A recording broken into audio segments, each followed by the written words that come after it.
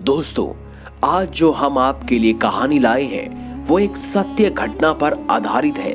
ये कहानी सुन के यकीनन आप समझ जाएंगे कि आखिर कैसे एक लुटेरों की टोली को भगवान शिव ने अपना क्रोध दिखाया और क्रोध दिखाकर भगा दिया। आप देख रहे हैं महादेव दर्शन। दोस्तों, ये कहानी हमें साझा की है दीपक मिश्रा जी ने। वो देहरादून उत्तराखंड के रहने वाले हैं। दीपक जी ने महादेव की एक रोचक कहानी सुनाई है। इस कहानी को सुन के हमारे भी होश उड़ गए। आशा है कि आपको भी ये कहानी अच्छी लगेगी और भगवान शिव का आशीर्वाद भी मिलेगा। दीपक जी बताते हैं कि उस मंदिर के एक पुरोहित है संजय उपाध्याय जी, जो काफी बुजुर्ग थे और बहुत ही सज्जन आदमी थे। पर उस शिव मंदिर में एक ऐसी अनहोनी होने वाली थी जो भगवान ने कभी नहीं सोची होगी। ये कहानी है 2013 की।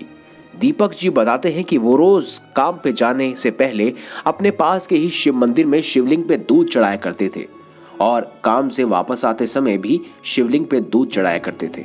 दोस्तों, सब कुछ ठीक ही चल रहा था, लेकिन एक रात कुछ ऐसा हुआ जिससे दीपक जी और संजय जी की पूरी दुनिया ही पलट गई। बात है 27 अक्टूबर 2013 की। रात के समय मंदिर के पुरोहित संजय बाथरूम जाने के लिए उठे।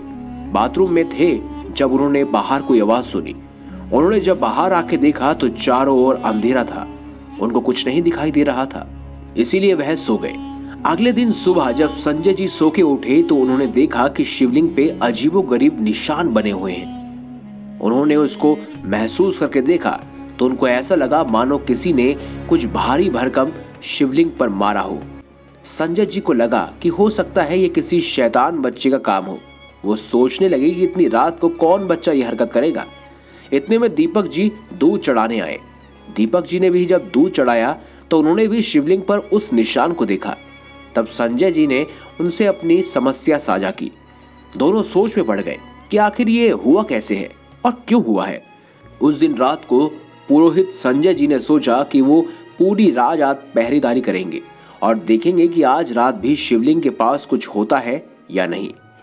उस रात को करीब 2 बजे संजय जी को आवाज सुनाई दी।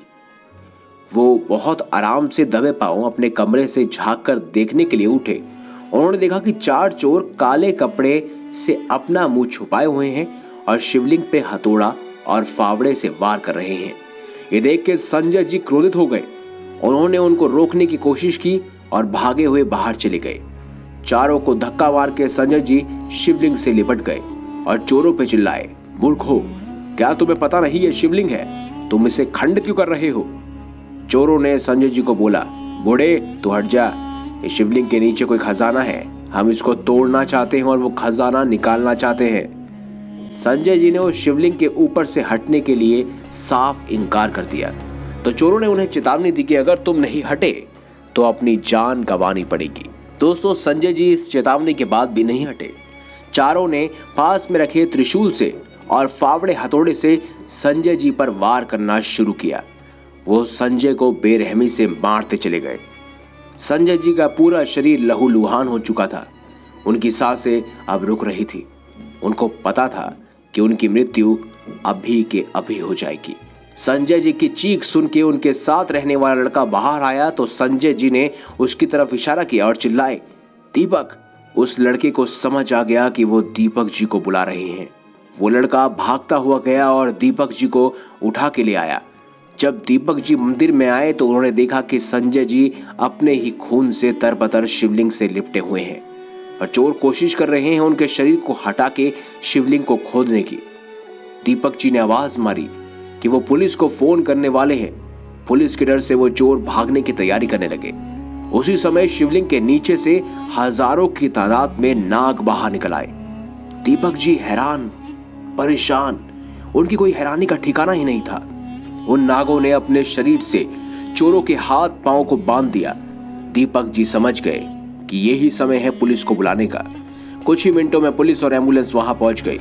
उन चोरों को पुलिस ने गिरफ्तार किया और संजय जी को हॉस्पिटल लेके जाया गया। भोलेनाथ के आशीर्वाद से संजय जी की जान बच गई। जब वो ठीक ठाक होकर मंदिर आए तो दीपक जी ने उनको बताया कि कैसे शिवलिंग के नीचे से हजारों नाग निकले थे जिन्होंने चोरों को पकड़वाया। संजय जी ने दीपक जी को बताया कि वो नाग किसी और के संदेश पे नहीं बल्कि स्वयं महादेव के संदेश पे वहां प्रकट हुए थे। इसीलिए तो कहते हैं दोस्तों, गले में शिव शंभू के विराजे नाग, अपने फन पर रखे हैं पृथ्वी को, ऐसे हैं शक्तिशाली देवता हमारे नाग, इनके चरणों में हमारी कोटि कोटि प्रणाम। दोस्तों, सारे हालात ठीक हो जाने के बाद संजय जी ने गंगा जल से उस शिवलिंग का जलाभिषेक किया और देखते ही देखते उस शिवलिंग पे बने खंडित निशान गायब हो गए। तो दोस्तों, अगर आपको हमारी ये खास जानकारी, ये वीडियो अच्छी लगी है तो इस वीडियो को लाइक करें, हमारे चैनल को सब्सक्राइब करें और ज्यादा से ज्यादा शेयर अवश्य करें। मिलेंगे अगली बार एक नई खास वीडियो के साथ, तब तक के लिए बहुत बहुत धन्यवाद।